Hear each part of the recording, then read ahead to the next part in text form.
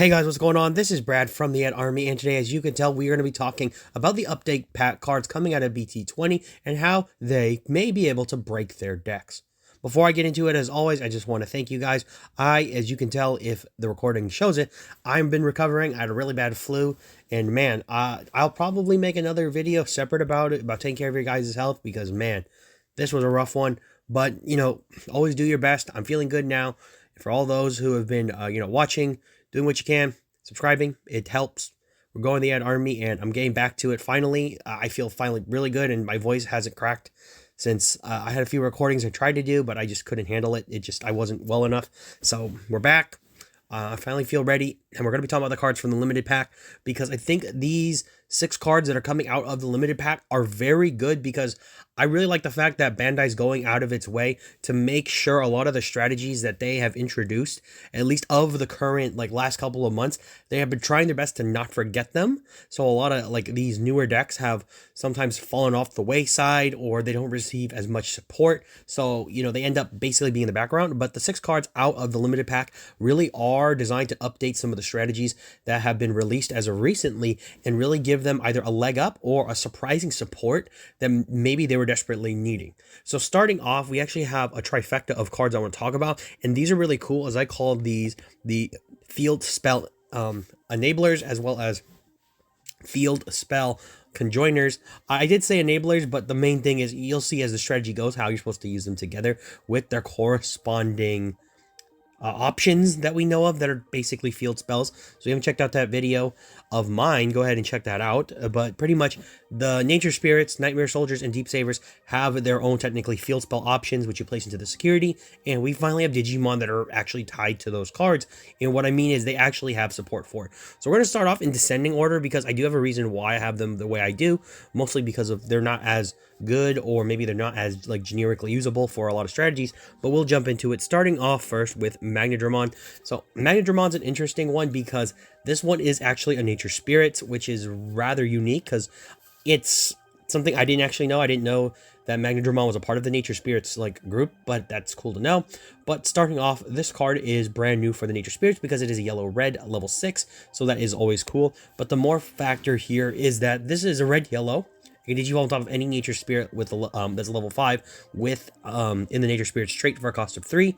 It also has a DNA condition, which is something we're seeing with a lot of different Digimon for a lot of these archetypes, where this can DNA for free with a yellow slash red level 5 plus a green or black level 5, effectively meaning in the Nature Spirits you can use any of your level 5s.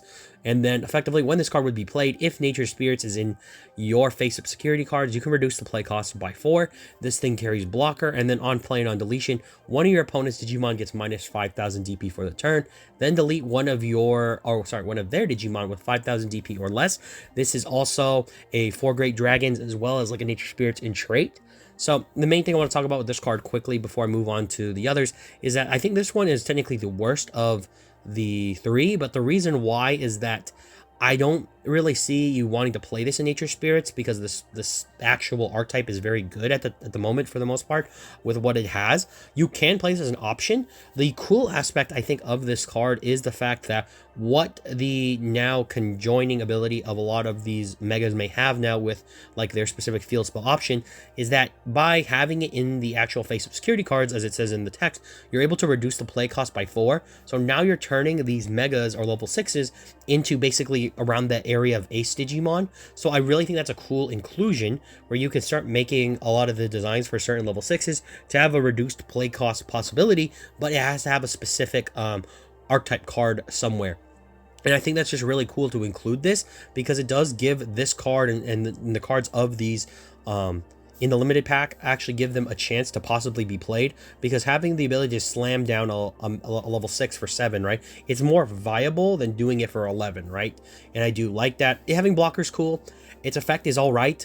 I would have preferred that maybe it said on Digivolve you could also do its effect to give one of your opponents 5,000 DP and then delete one of their 5,000 DP or less.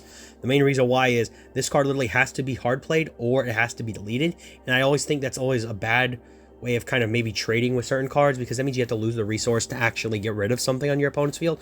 But it's all right, it's cool. But as you start to see the next couple, you'll understand why this new effect is still cool. So moving into Pukumon. Pukumon is obviously the Deep Savers variant, where this one can digivolve on top of any level 5 with Deep Savers trait for a cost of 3. Its DNA evolution condition is that it can digivolve with a blue/black level 5 and or a purple level 5 for a cost of 0, which is cool. And then when this card would be played, if Deep Savers is in your face of security cards, you reduce the play cost by 4. Very cool. This one also carries blocker, no shocker between its counterpart Magnadramon, but on play and when digivolving, you trash the top 2 Digi Evolution cards of all of your opponent's Digimon, then you delete one of their Digimon with no Digi Evolution cards. This card is obviously, in my opinion, just a much better version of the Magnadramon, where it has on play and when digivolving, this is far more likely to be used. I think the cool aspect this has in Deep Savers is that you can play something like this already off of something like the aforementioned Avengekidmon that's a part of Deep Savers archetype, so this is actually a cool thing to have. I think the really neat thing about this card is the fact that you trash the 2 top Digi Evolution cards on all of your opponent's Digimon, and then you get a deletion of a card with no evolution sources. The reason that's cool is if your opponent has a really wide field, you can just strip a lot of the sources off. And this card's actually very good, I think, in combination with something like Gabumon Bond of Friendship Ace, where if you want to play this in maybe Deep Savers with an engine with that card, you can actually use it very well, because your opponent may be surprised after you stripped all their sources that you'll blast Digivolve and that card will just remove a lot of cards. So that's always an option. Like I said, I like this card better slightly than Magnadramon, just because it fits more aesthetically into the archetype, but also has a very good effect. It being a blocker is just very good, but still solid all the way. Moving into the one that I think is the best one, we have Boltmon. So Boltmon is here. I really like Boltmon here because this card actually is very stellar for the Nightmare Soldiers. They needed something like this, I think, to also give them a supplementary level 6 that they can use outside of Talismon, because Talismon's good, but I think this card is just a little bit better for what the deck wants to do. It's a dual color purple-black, digivolves for any Nightmares on top of any Nightmare Soldiers traded a level 5 for a cost of 3. It can DNA digivolve with a black/yellow level 5 plus a purple or /red level 5, so very cool. And then when this card would be played, if Nightmare Soldiers is in your face of security cards, you can reduce the play cost by 4. Very good. It carries blocker as well to kind of line up with the last of these group. But more importantly, when digivolving on deletion, you get to de-digivolve one of your opponent's Digimon, then delete one of their level 4 or lower Digimon. Okay, so starting off, this card is the best of the 3, and the reason why this card is actually the best of the 3 is that its effect is just generically really good no matter what. When you think about de-digivolve in a lot of decks, I think de-digivolve being added to a lot of like different decks is not necessarily something you want to see, because Digivolve is such a strong mechanic. I think it being on Boltmon specifically here is so good because it gives Nightmare Soldiers another removal tool, because the one thing I like about this is this card can technically do a lot in terms of spotting down like specific threats. Like maybe you go into this thing because you don't want to attack knowing they may have an ace, so you can go ahead and use its de-digivolve to strip off a Digimon and then go ahead and delete something else. It also prepares you against ace Digimon that way. But the key thing is this card's when digivolving on deletion is so good, because if it gets deleted, you get to de-digivolve and blow up something. So this is actually where I think this effect is a lot better than, say, with Magnadramons, based on the fact that if you lose this card, it doesn't matter, but because it's a when digivolving and not an on play, it just makes this card so strong, because you want to digivolve into this thing a lot. I think this card's a very good partner with like Paimon Ace to get into like Boltmon, so you may want to do that, because I think this card is just very solid for what it can do for the archetype, and I really think it's a great inclusion. People might slap this in generically, like no joking, because of how decent the card actually is, because if you really think about it in a purple good stuff type of situation, this is a card running 1 of or 2 of isn't that bad, because it digivolves relatively well on top of any level 5 purple or black for a cost of 3. So it's not really anything too crazy. In a sense of something like Lord Nightmon, it kind of has that parallel where this one's just a very good defensive tool, and that can be aggressive to an extent, because you can kind of digivolve into this thing and start getting ready to take care of an opponent's board. But it's also very defensive where you digivolve into this because it has a blocker, and your opponent has to think about getting rid of this card, because if you delete it, it will de-digivolve and blow something up. So that's kind of where this card stands. of the three, I think this card is insane, and I think it's a really good inclusion to Nightmare Soldiers. So all three of the decks receive good support here, but I think Boltmon is still one of, if not the best. Now, moving into the next one, we have the three, technically like free agents, I'd call them, because they don't really have an archetype that they've been a part of for a while. However, these decks have received support over the last so many sets, so this isn't out of theme. So starting off, we're going back to EX7, where we have support for the Three Musketeers, and this is where the brand new Avengekidmon comes, where this Avengekidmon is a dual color red-purple, 13,000 DP, 13 to play, 5 on top. It can digivolve on top of any red level 5 or purple level 5 for a cost of 5, so very high. This can digivolve on top of any of the Three Musketeers level 5 for a cost of 4, so that's really cool. And then when this card would be played, by returning 3 cards with Three Musketeers in their text from your trash to the bottom of the deck, you can reduce this card's play cost by 6. This Digimon has Raid, Blocker, and Retaliation inherently for its skills, and then on deletion, you may play one Three Musketeers trait Digimon card with a play cost of 12 or less from your hand or trash without paying the cost. This card is always treated as having the Three Musketeers in its traits. Okay, so there's a lot to unpack here with this new Avengekidmon, but I think the strength of this Avengekidmon is probably not where people are paying attention to it. And what I mean by this is, when it comes to the Three Musketeers, the strategy so far has been pretty much played out for what it's supposed to be, where people kind of understand how the deck functions. You want to try to get into removing your opponent's threats as much as possible, using options to do that, and then slowly aggress them with the other pieces till you can win. And there's something like Bellstarmon X, for instance, was meant to be like your big board clear. This card is really good for the deck, I think, because this has an alternate play cost condition, which is solid.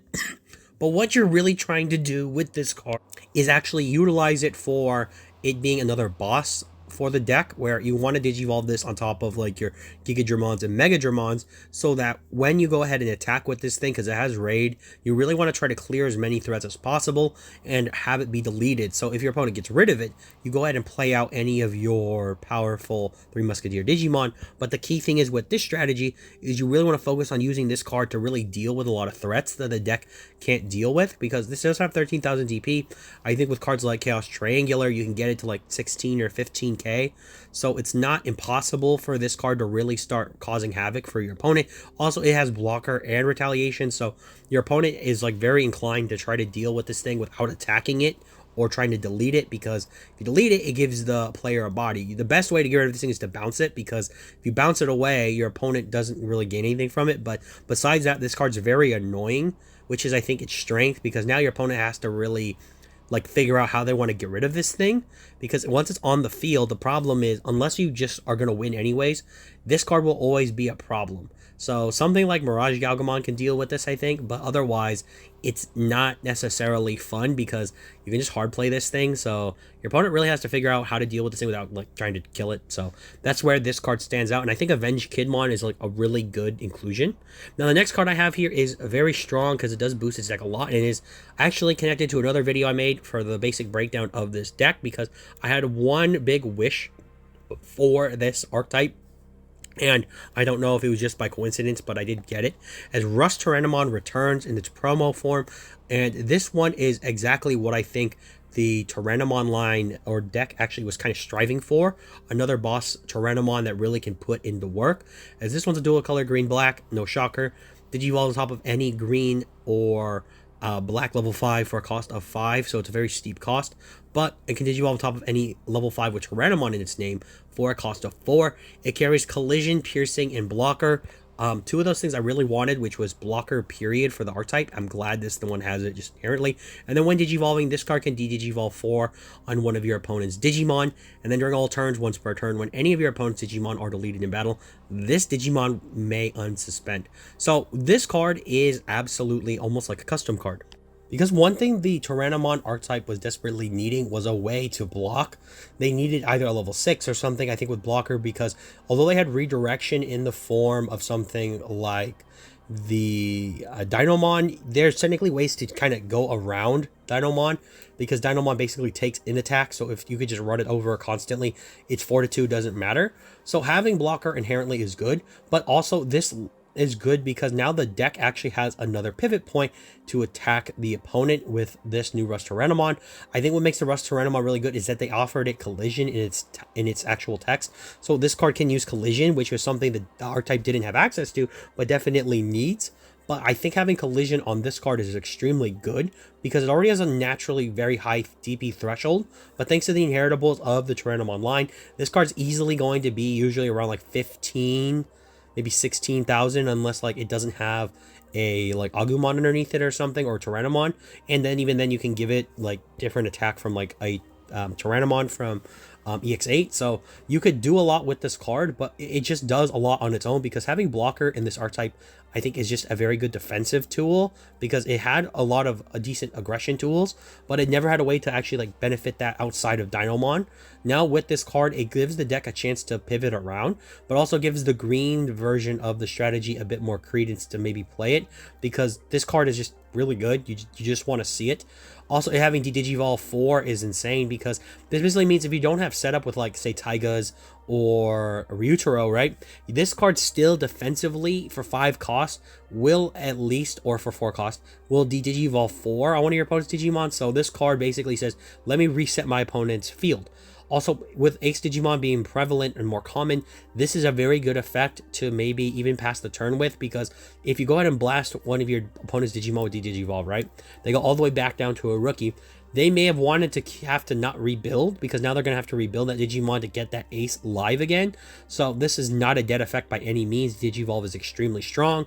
The next thing too is that when this card had, or when any of your opponent's Digimon are deleted in battle, this Digimon may unsuspend. The reason this is so cool is that if for whatever reason you're able to get this alongside Dynamon, 2 things will happen. Dynamon draws in all attacks. So if your opponent decides to attack, Dynamon can draw it in. However, you can, I think, redirect with blocker. So when they choose to attack, you just block with this. This card will delete, and then once it deletes a Digimon, it'll just immediately unsuspend.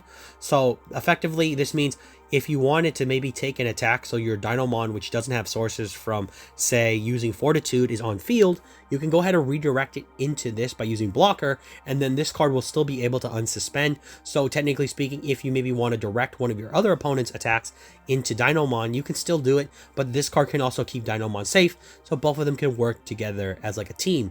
I really like this card. This is why it's on like the higher end of the actual 6. I did them in the descending order to which one was best versus the ones I thought weren't as good, but this is exactly where I want to talk about why the actual Tyranomon is just so good. This RustTyranomon will, I think, give Tyranomon a big step up, and it's a very good inclusion. Now, we're talking about the last card, and this one I think is one of my favorites because I played this deck a little bit. I had most of the cards from its original design, and I'm really glad they finally decided to give this card because I didn't know when this was going to come out. As we have Hina, and Hina is returning as a memory setter finally, as it is going to be a memory setter for the Lynx deck, if you guys don't know. But more importantly for its effect, during your turn, when any of your Digimon with the Rock Dragon or Machine Dragon trait are played, by suspending this tamer, one of your level 4 or higher Digimon may Digivolve into a Digimon card with the Rock Dragon, Earth Dragon, Machine Dragon, or Sky Dragon trait in the hand, with a Digi-Evolution cost reduced by 2. For its security effect, you simply play it out. So the main thing is Lynx definitely needed another Hina. I think a lot of us knew that eventually this was going to become a card, like they were going to make Hina a card, but it's really good to see that Hina is coming here, because I do believe after we got the EX7 support for the Rock Dragon, or basically Lynx deck, it was really, I wouldn't say underwhelming, it was just really sad because although the deck has some really good, cool cards, like Voltmon from EX7 is a really good example, was it Jazzardmon? Metallic Dramon from EX7 is another good card as well, but they just felt like they were a part of an archetype that didn't need them. So you see sometimes people play them generically. I think it was more so because Lynx is still, as a deck, missing something like this, because they do definitely need a memory setter. They were one of the few decks that I think really need 3 memory to really get going, and we knew eventually Hina was going to come, but we didn't know when, and I'm just so glad that this finally came because the deck definitely needed it. The key thing here is that this card fixes a big issue in the strategy where before this deck was really, I think, slow. Like, it was extremely slow because it just had to ramp, like it just standard evolutions, you ramped up that way. This deck now, with the inclusion of this Hina, with Hina set up, you'll have your 3 memory, but the key factor is when you hard play some of your like Rock Dragon and Machine Dragon trait cards, when you suspend this card to digivolve it for a reduced cost of 2, the cool aspect you want to focus on is the fact that Hina will now turn, like say a level 3, you play like a Jazzardmon or a Volkmon or whatever it's called. You'll digivolve it immediately into its level 4 counterpart, usually for a cost of 2. Or if you hard play any of the level 4s with Hina already set up, you'll go ahead and reduce that evolution cost to maybe 1 for the level 5s. And I think that's really cool because what the deck will start to be able to do is slightly accelerate more. And it also allows Hina to turn these plays into a way to like cheat into the level 6s. So say for whatever reason you have a level 5 in hand, when I read how this card works, is this target one of your level 4 or higher Digimon. So you can't play, you can't target a level 3 and do it, but you can target a level 4 and do it. And the key thing is, say you go ahead and hard play one of your level 5s, you go ahead and use Hina's effect, you'll target that level 5 and then suspend it to digivolve it into something with a reduced cost of 2. So maybe you had to play 7 or 8 cost on like a Lava Garidamon or a Jezerichmon. You'll then turn it for like 11 memory into a level 6, but because of the actual power of the level 6 effects of the Lynx deck, this may actually be worth looking into and experimenting with, because that's actually a big power swing, because they do lock down effects. So it's really interesting. I'm really glad they made Hina, because I do think a lot of like Lynx players or people who wanted to play this deck are really glad that they finally gave more support. And I am too. I do think this is probably the best card because of the strategy. I do think it was missing this to really like bring it to the forefront. It doesn't mean that any of the other decks I've talked about today also aren't playable.